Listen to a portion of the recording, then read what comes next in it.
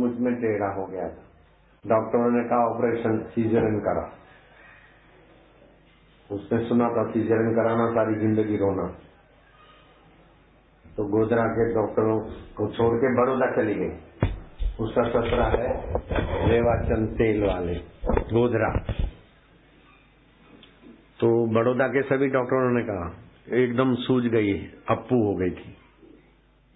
विनोद की पत्नी रेवाचंद की बहू। तो बड़ौदा के डॉक्टरों ने भी बोला सीजरियन कराओ, पेपर साइन करो, या तो माई बचेगी या तो बालक बचेगा, नहीं तो मेंटली रिटायर रहेगा। उन्होंने सीजरियन नहीं कराना चाहिए ऐसा सुन रखा था। फिर उसको अहमदाबाद ले गए। तो अहमदाबाद में अच्छे अच्छे डॉक्टरों को मिलाकर मीटिंग किया और फिर मेरे को फोन किया, मेरे सेवकों को, कि बापूजी आज्ञा दे दो हम सीजरियन कराएं। अगर नहीं कराते हैं तो दोनों मर जाएंगे, कराएंगे तो बच्चा या तो माँ जिंदी रहेगी, मेंटली रिटायर। मैंने कहा नहीं, सीजरियन नहीं कराना। गाय का गोबर, देसी गाय है ना, अपने पास भी है और जगह भी, कई जगह पर है गाय। गाय के गोबर का रस निचो के जब प्रसूति का हो तो 10 ग्राम रस पिला दो तो आराम से प्रसूति होगी।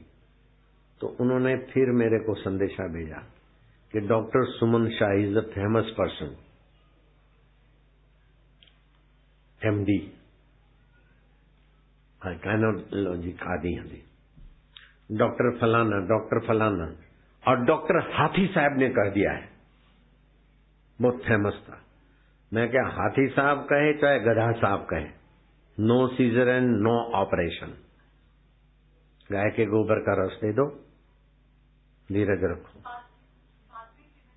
सुनो।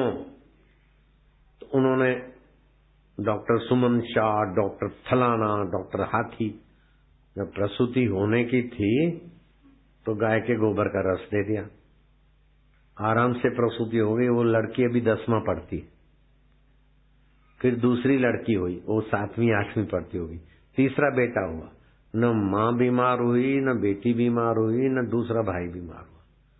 गाय के गोबर में कुदरती शक्ति है, कैसा भी हो आराम से प्रसूति होती है। इतनी लंबी कथा तेरे को इसलिए सुनाई कि डॉक्टर बोलते हैं caesarean, no caesarean, never caesarean. Chhindwara में एक गरीब बाई थी,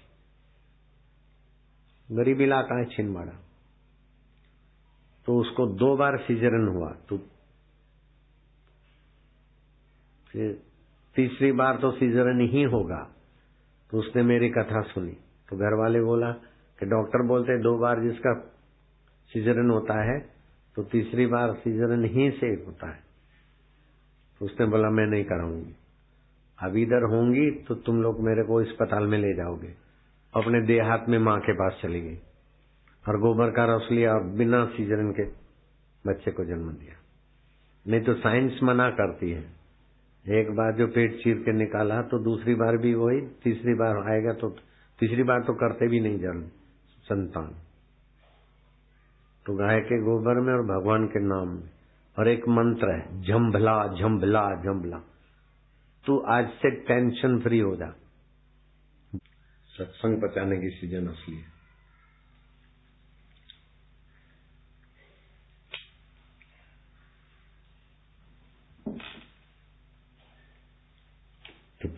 तीतर बोलते हैं, पहलवान ने देखा, बोला क्या बोलते हैं?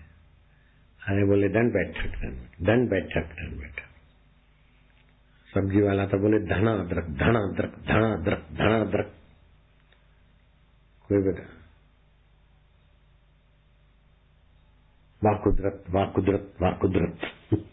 जिसको जो ठीक लगा तो वही गणित लगाया। तीतर को पता नहीं, मैं वाह कुदरत बोलता हूँ कि धाना अदरक बोलता हूँ, दंड बैठक बोलता हूँ कि ब्रेड बटर, ब्रेड बटर। चलो अब जाओ, बच्चों वाले अभी काहे को परेशान हो रहे हैं बेचारे। कुदरत, वाह कुदरत, धना अदरक, धना अदरक, तीतर धना अदरक। पहलवान बोलता चुप रहे, दंड बैठक बोलते। अपनी ढपनी अपना राग, ये तो माया के अंतर्गत। वास्तव में सबकी गहराई में जो परमेश्वर है, उसका ज्ञान, उसमें स्थिति, उसमें प्रीति, पराभक्ति, बस। बाकी सब ऐसे थक जाते संसार। ईश्वर के सिवा कहीं भी मन लगाया तो अंत में रोना ही है, जीवन में हारना है, थकना है। हरि ओम, हरि ओम, हरि ओम, हरि ओम, हरि ओम।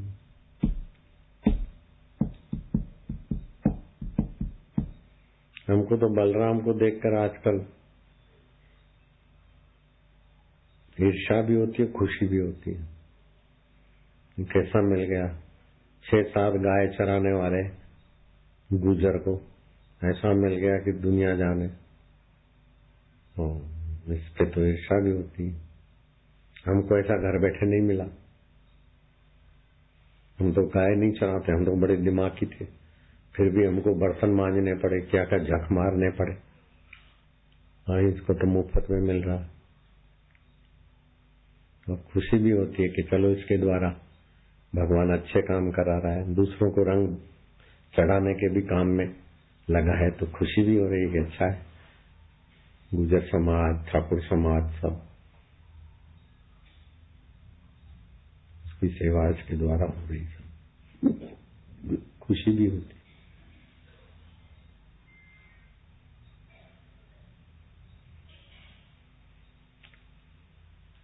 मेरे गुरु जी बहुत दूरदृष्टि के थे। मैं तो उनके आगे कुछ भी नहीं हूं। मेरे गुरु जी बहुत दूरदृष्टा थे, बहुत दूर का जानते। जिसको 3 बच्चे होंगे तो 3 ही हुए। इसको अपने भगत को ही बोल देंगे, इसको ऐसा होगा, वो ही होता था। ऐसा उनका आध्यात्मिक एक्सरे, तो ऐसा किया, फिर एक्शन करके भी बताते, तो ऐसा करता था। ऐसे मौजी लेते, मैं किए गए का दिन है एक्शन करके भी गुरु जी उसको समझा देते, तो ऐसा ऐसा। और ऐसी बात, रेलगाड़ी चल रही है, वो टाइम्स ऑफ इंडिया पढ़ रहा है डॉक्टर सोप सिंह, बोले साईं अमेरिका चंद्रलोक तक पहुंच गया आज से 40 साल पहले, 38-40 साल पहले चंद्रलोक तक अमेरिका पहुंच गया, और 1 साल में अमेरिका वहां होटल बनाएगा, और richest person can stay there, धनवान लोग वहां होटल में रह सकेंगे। चालू रेलगाड़ी, पाटन से महसाणा जाने वाली शटल, उसके बाद हमको दिल्ली मेल पकड़ना था। अरे रख छोड़, रख दे, कुछ नहीं होगा, होटल बोटल नहीं बने। तो डॉक्टर का मुंह फट गया, बोले अमेरिका नहीं, ये साइंटिस्ट बोलते हैं। कुछ बोला तो नहीं, अखबार रख दिया। अब उसकी हयाती में तो नहीं हुआ, वो मर भी गया, तभी भी अभी तक अमेरिका ने चंद्रलोक पर होटल नहीं बनाई। 38 साल हो गए, बनाई क्या? कैसे मेरे गुरु जी प्रभाव जो कह दिया पत्थर पे लकीर। ऐसा नहीं कि उन्होंने रोका, जो होनी है वो बता दिया, नहीं बनेगी होटल।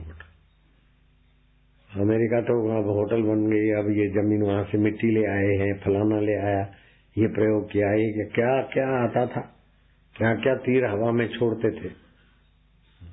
और फिर किसी ने वहां की जमीन खरीदी और 1 एकड़ पर एकड़ इतने डॉलर में उसने दस्तावेज भी किए। यहाँ चंद्रलोक की जमीन अमेरिका में खरीदने वाले पागल लोग भी हैं। बोले कभी भी जाएंगे तो भाव बढ़ जाएंगे, काम आएगा।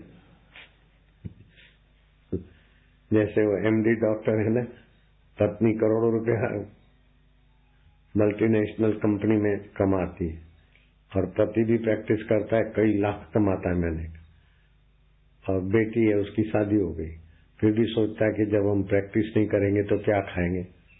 ऐसा एक डॉक्टर है दिल्ली में, अपनी बिल्डिंग है।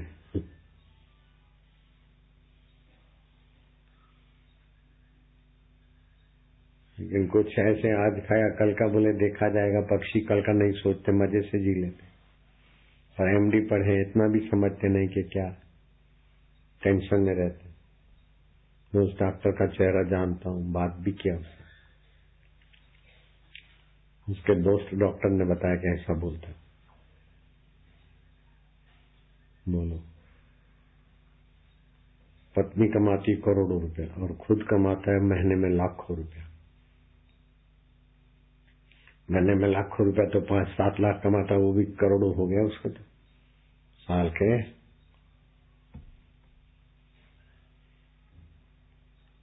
5-7-10 लाख 15 लाख कैसा कैसा कमाता होगा। जब हम प्रैक्टिस नहीं करेंगे तो क्या खाएंगे। कितनी बड़ी समझ है। मेरे गुरुदेव की समझ ऐसी बड़ी नहीं थी। मेरे गुरुदेव की ये पागलों की समझ नहीं थी, मेरे गुरुदेव की वास्तविक में बड़ी समझ थी। सत्संग करते ना, तो फिर सत्संग करते करते मेरे तरफ देखते।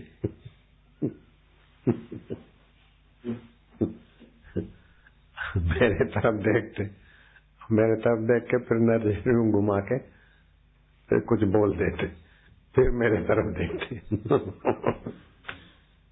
मैं भी उनकी लीला समझ जाता था।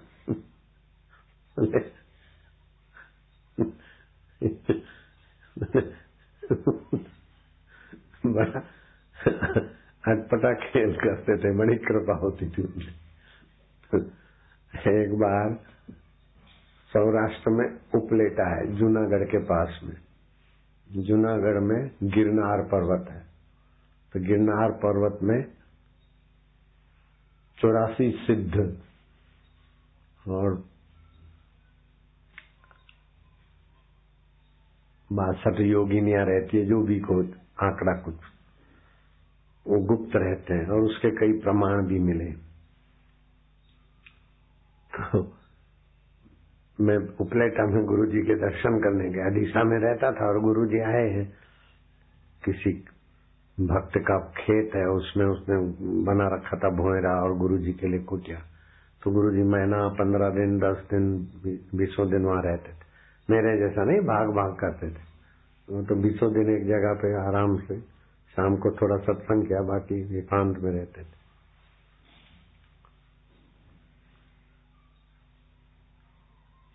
तो मैं 2-5 दिन रहा, फिर मैं तो बड़ा मर्यादा रखता था, सामने मुंह नहीं लगता था। तो जो मेरा हरीफ था वो गुरुजी का सेवक था, पर्सनल अंगत सेवक, मालिश करना, भोजन बनाना, झाड़ू लगाना, हो बड़ा चंड था। तो गुरुजी मेरे पर थोड़े मेहरबान रहते, तो उसको बड़ा तकलीफ होती थी। तो उसने एक लॉबी बना रखी थी मेरे खिलाफ, मैं तो ऐसा है ऐसा है ऐसा है। अब वो जो पर्सनल सेवक बोले और जो दर्शन करने वाले हो तो उसी मेंटालिटी के हो जाएंगे। तो कोई भी मेरे को उसके प्रभाव में आया तो मेरे को फिर निगेटिव नजर से देखते, वो देखो ना देखो क्या है। हम मेरे को तो अपना साधन भजन में और सेवा में मस्त रहता था। अब क्या हुआ, गुरु जी का मेरे को भी क्या करे, अंगत सेवक था, तो मैं तो उसी की खुशामद तो करनी पड़े मेरे को भी। तो मैंने उसको हाथाजोड़ी किया कि अब मैं कल तो गुरु जी छुट्टी, कल जाने वाला हूँ, तुम जरा गुरु जी से मेरे को आज्ञा लेके देना कि मैं सीधा डीसा न जाके, वो गिरनार देख रहा है ना, उधर बड़े बड़े सिद्ध लोग हैं, तो जरा चक्कर मारते जाऊं। उसने गुरु जी को कैसा, वो तो बोलते हैं बाबा वो तो अभी डीसा जाएगा लेकिन सीधा नहीं जाएगा, वो गिरनार के सिद्धों के पास जाएगा, बाद में डीसा जाएगा। ऐसा कुछ जो भी उसने कहा होगा मसाला डाल के। अब मेरे गुरु जी फलाना इधर किताब पढ़ो, बैठो।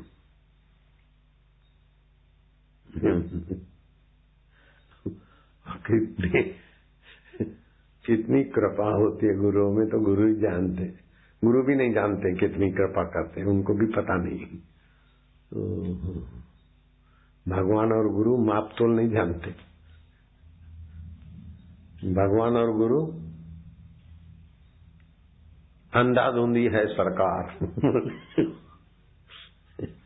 भगवान और गुरुओं की सरकार अंधाधुंधी है, अंधाधुंधी है सरकार। तुलसी अपने राम को रीझ भजो या खीज, भूमि फेंके उगेंगे उल्टे सीधे बीज। रीझे दिने लंक और खीजे दिने परम पद। विभीषण पर रीझे तो लंका दे दी, और रावण पर खींचे तो मोक्ष दे दिया, परम पद दे दिया। ये अंधाधुंधी सरकार है। तो मेरे गुरुदेव की भी ऐसी सरकार, उसने तो गुरुदेव को ऐसा मेरे लिए बिड़ा के कहा होगा, मुझे अनुमान है, लेकिन गुरुजी ने क्या बरसाया।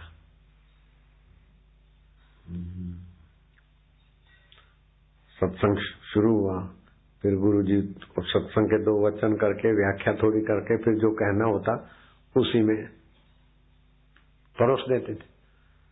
बोले एक दिन सूरज दौड़ा दौड़ा जा रहा था, मेरे तरफ देखा कि सुनता है कि नहीं सुनता। भागा भागा सूरज जा रहा था। किसी ने पूछा सूरज देवता कहाँ जा रहे हो? बोले उधर वो खद्योद है ना, खद्योद, वो रात को जो चिम चिम करते हैं, उनसे जरा रोशनी लेने जाता हूँ। अब ये सूरज है कि बेवकूफ है? मेरे तरफ देखा।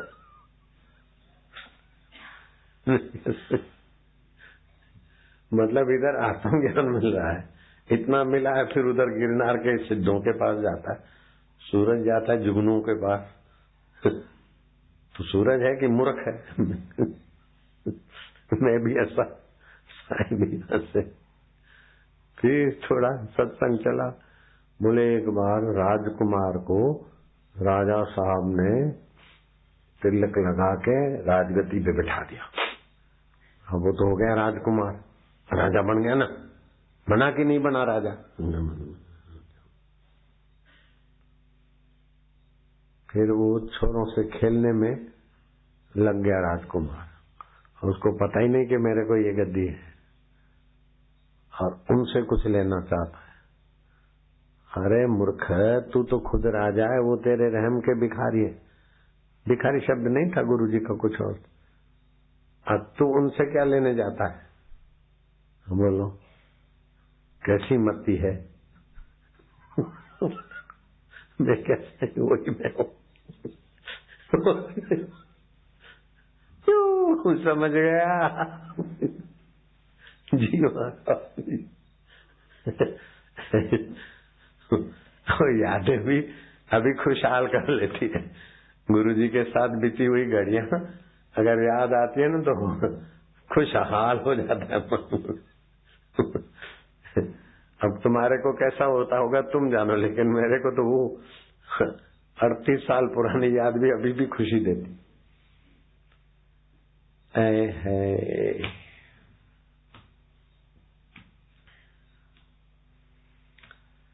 हरे हे गुरु आनंद दाता, हे प्रभु कहीं बाहर नहीं है। प्रभु तो निराकार है, साकार चाहिए तो वही ब्रह्मवेता ही साकार स्वरूप है प्रभु है। चलती फिरते भगवान देखना है तो ब्रह्म ज्ञानी है। कृष्ण ब्रह्म ज्ञानी थे, राम ब्रह्म ज्ञानी थे, बुद्ध भगवान, शंकराचार्य भगवान, कोई भगवान बोलो चाहे नहीं बोलो। एक ऐसी मुसलमान बाई थी, वो शिवलाल काका के होटल के सामने फुटपाथ पे पड़ी रहती थी डीसा में। और मैं तो एकांत में रहता था, शाम को थोड़ा सत्संग कर लेता था। 1 घंटा हो तो सबको बाहर नदी पे चला जाता। उस समय भी बहुत कुछ लीलाएं हो जाती थी। मैं बाहर निकलूं तो लोग खड़े रह रहे यूं करें, अब अपने पास तो कुछ होवे नहीं, तो किसी को बोला यार मूंगफली तुम ले लो, मूंगफली 2 रुपए की मूंगफली बहुत सारी मिल जाती है, तो आधा 1 किलो बच्चों को बांट। तो बच्चों को बांट दी मूंगफली, जो गरम गरम मूंगफली बिकती ना ठेले पे। मन में सोचा अपन किसी से मांगते नहीं, और उसको बोला इनको मूंगफली लेके बैठा, उसको पैसे कैसे देंगे बेचारे से, अपने पास तो पैसे थे नहीं। वो नदी पे जा रहे थे, तो जो नदी पे जाऊं तो रुपए की 2-3 नोट ऊपर तैरती तैरती है, मैं कह रहा उठा ली। अब नदी में नोटे तैरती हुई आए, उसको दे दिया। मैं कह ले मूंगफली किलो दे ले, पैसे ले। ऐसे नारायण मेरी सेवा में था, 15-16 साल का था तब, शायद 14 से 16 के बीच का, मेरा रसोई का सेवा करता था।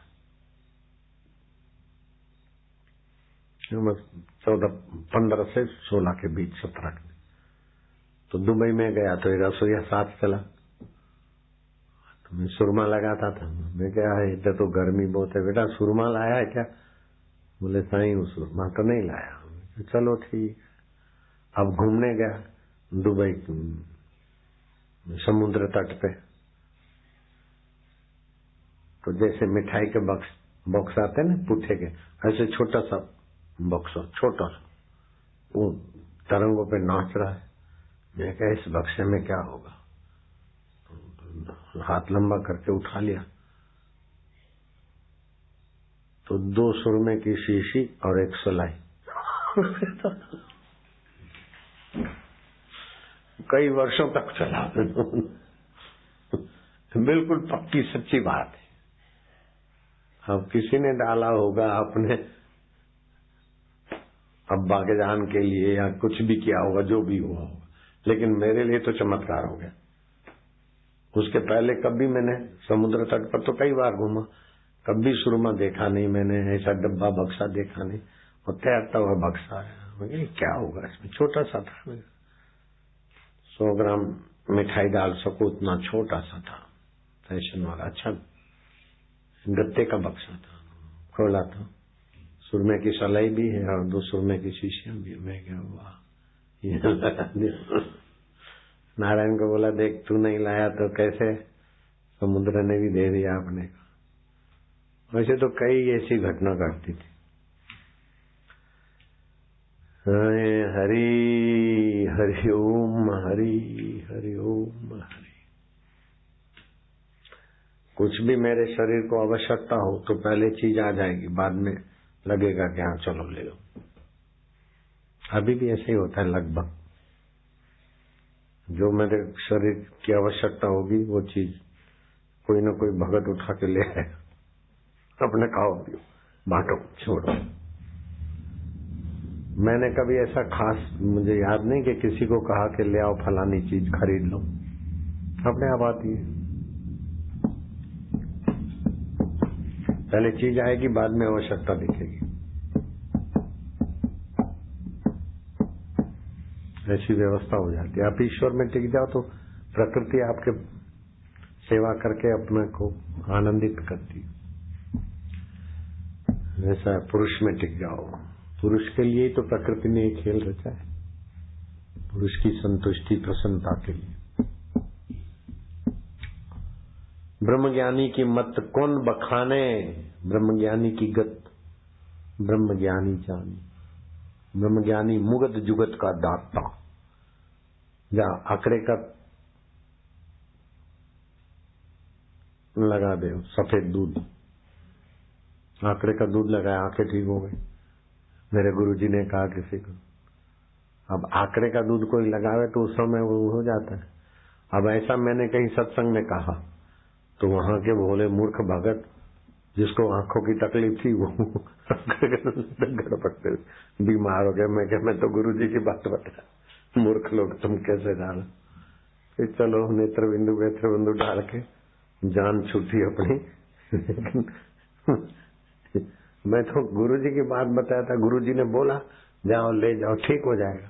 ऐसा मैं बोला तो वो हमारे कहीं भगत बोडेवली में कहीं बोले भगत, उनको किसी को आंख की तकलीफ थी और वो वो तो पॉइजन है, नहीं डालना चाहिए। नेत्र बिंदु डालो, नेत्र बिंदु डालो, बोलते हैं फायदा तो फायदा होता है। जिसको नेत्र बिंदु से फायदा हुआ हाथ ऊपर करो, मेरे को भी होता है। फिर काय को आंकड़े के पते डालो, खतरे से खेलना, तपस्या खर्च करना। हे हरि हे हरि हे हरि। एक माई आई, बोले मेरे तो देखो आंखों का पानी सूख गया, डॉक्टर ये बोलते वो बोलते कुछ होगा। अरे मैं क्या अंजीर भिगा के रख, रात को सुबह खा लिया कर। थोड़े दिन के बाद आई, हो जाए अभी तो बहुत अच्छा है, ऐसा है वैसा है। चलो, अपने कहीं सुना पढ़ा था, बोल दिया, हो गया।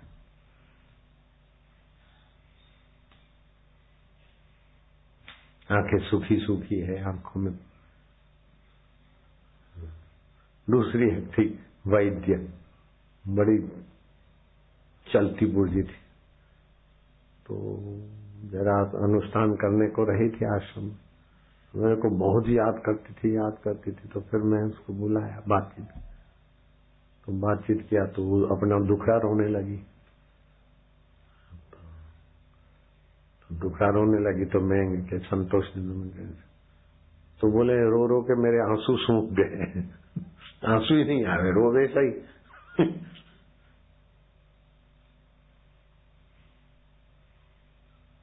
હતો ને અમેરિકામાં આપણે જેને ત્યાં રોકાતા હતા, તેની બેન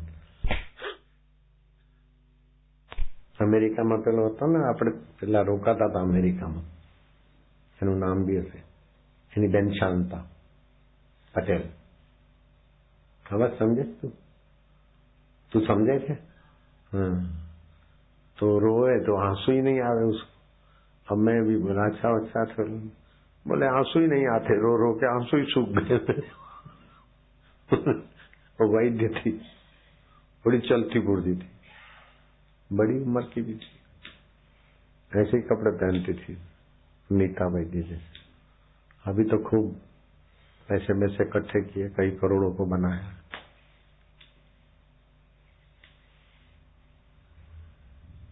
નામ બી સારું એના ભાઈનું, કેમિસ્ટ હતો, કેમિસ્ટની દુકાન, Jayantibhai પોઠાલ, you know, he know. Jayantibhai Patel, his sister name is Shanta Patel, Washington City, okay? Fine. I have memory power, so okay. Goodbye. He came from America. इसका बाप इसकी उम्र का था, इसका बाप इससे थोड़ा ज्यादा। यहाँ काम धंधा नहीं था, अमेरिका गया। अमेरिका में बेचारा काम धंधा अच्छा लगा नहीं, तो भाड़ा भरने के भी पैसे नहीं, रेंट से लेते ना हाउस, 1-2 कमरा, लेकिन सेवा करते थे। इसकी माँ, ये शायद पैदा हुआ था कि नहीं पता नहीं हुआ था शायद, सेवा किया। अभी तो इतना चल पड़ा है, कई दुकानें, कॉरपोरेशन है, साल में 2-4 बार 5 बार इसकी माँ आती है, ये भी आता है। ये बोलता है अब मेरे को इधर ही रहना है, अनुष्ठान कर रहा है, बहुत अच्छे अनुभव हो रहे हैं इसको। बाप बोलता है इतनी प्रॉपर्टी है, $1 मिलियन, 1 मिलियन 5 करोड़ होते, कई $1 मिलियन, 1 लाख का बेटा है। चलो बापू जो करते अच्छा है। तो माँ भी चुप, बाप भी चुप, बेटा इधर है। नारायण एकलौता है, कई दुकानें हैं, क्या कुछ है, लेकिन आखिर क्या, 2 रोटी खा के मरना, उसके पहले अमर हो जाओ। दुकानें संभले न संभले, मरने के बाद कौन संभालेगा दुकान? मरना है तो पक्का है, तो पहले अमर पद पालो भाई, ब्रह्म हो जाओ पहले। हरि ओम। धनादरक धनादरक, वाकुदरत वाकुदरत, धनादरक, धन बैठक। चित्तर कुछ भी बोले।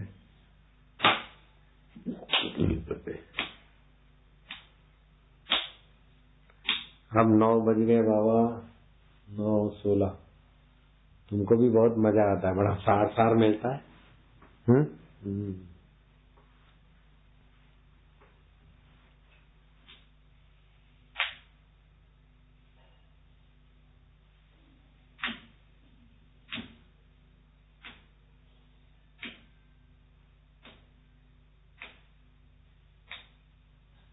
चलो योग वशिष्ठ के 2 वचन पढ़ो। अजय पढ़।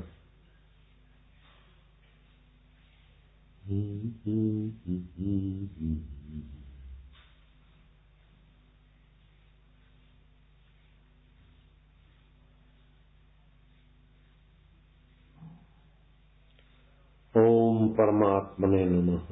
ओम ओम।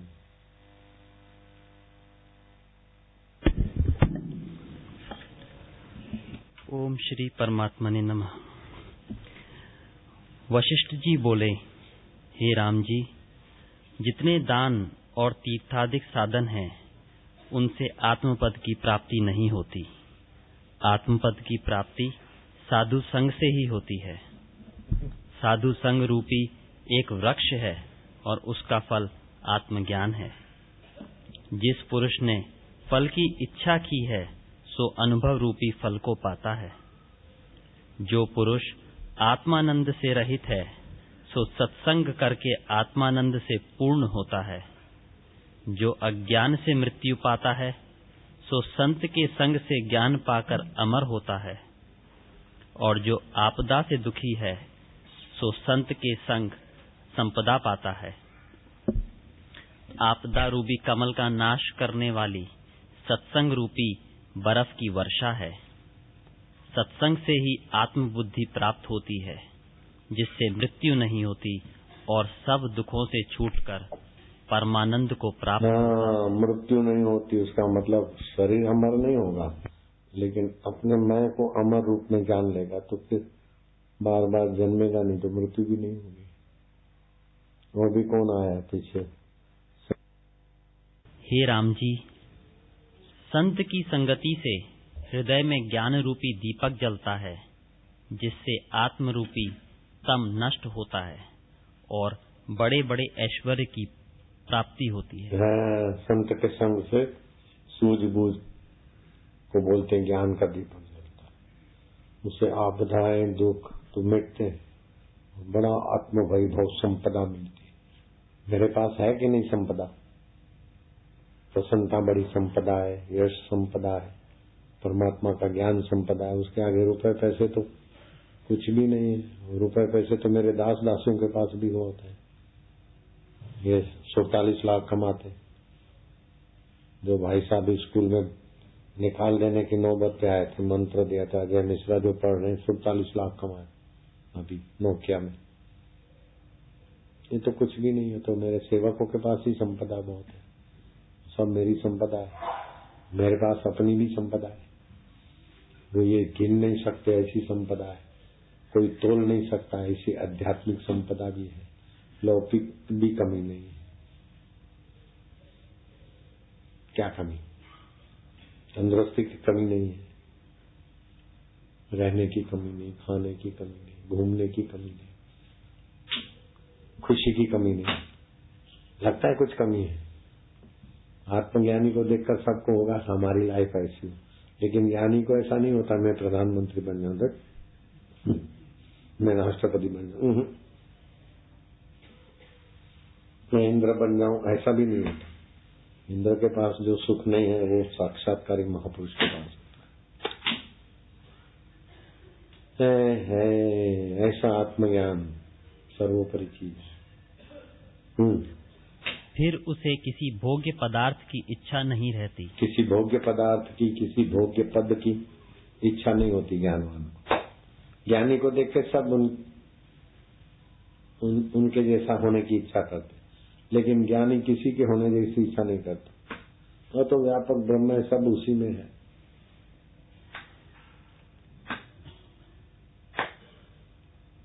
जिस तरंग ने अपने को समुद्र जान लिया, वो कौन सी तरंग बनने की इच्छा करे? जिस महापुरुष ने अपने को ब्रह्मरूप जान लिया, सारे ब्रह्मांडों का आधार अधिष्ठान नहीं, जहाँ से ब्रह्मा विष्णु महेश इंद्र वरुण देवी देवता मनुष्य कीट पतंग को जहाँ से सत्ता स्फूर्ति मिलती है, वही मैं आत्मस्वरूप हूँ। ऐसा साक्षात्कार हो गया, उसको फिर क्या? ब्राह्मी स्थिति प्राप्त कर कार्य रहे ना शेष। कुछ भी करना बाकी नहीं, कुछ भी पाना बाकी नहीं। मोह कभी ना ठग सके, इच्छा नहीं लवलेश, पूर्ण गुरु की कृपा मिली। वो रामायण लिखने वाला तो मर गया, लेकिन काम तो अमरता का कर गया। गंगा राम शील है दासा, था तो 2 नंबरी, लेकिन काम 1 नंबरी कर गया। था तो प्रोफेशनल भाई। हनुमान का पूजा दिखा कीर्तन में करवाता ना तो मुट्ठी ठोकना।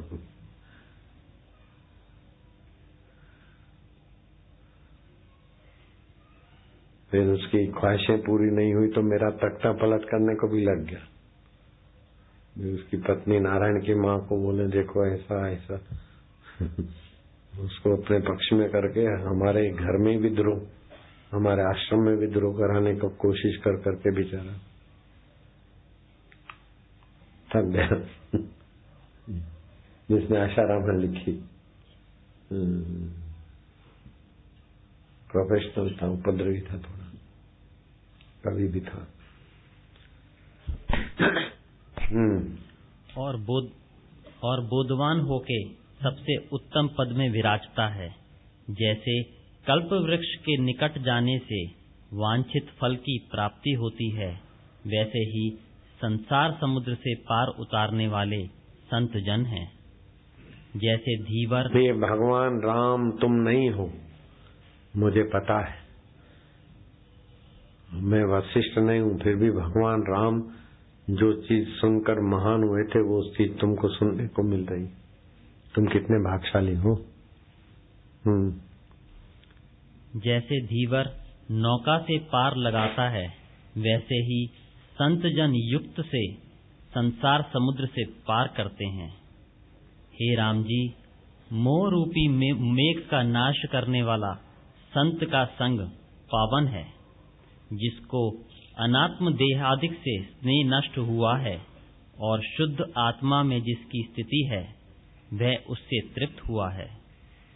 फिर संसार से इष्ट अनिष्ट में उसकी बुद्धि चलायमान नहीं होती। इष्ट अनुकूल मिले प्रतिकूल मिले, उसकी बुद्धि उसमें फंसती नहीं। चलो ठीक, सब ठीक, सब बीत जाता। ऐसा तो नहीं साक्षात्कार हुआ तो सब सुविधा ही रहेगी। कुछ भी आओ सुविधा हो, उसमें सत्य बुद्धि नहीं रहेगी। जब फिल्म में कुछ भी दृश्य दिखता है, उस समय जरा हंस लिए खेल लिए, बाद में फिल्म थी, ऐसी सारा संसार उसको ऐसे ही लगता है, अपने आत्मा में मस्त रहता है। ओम शांति।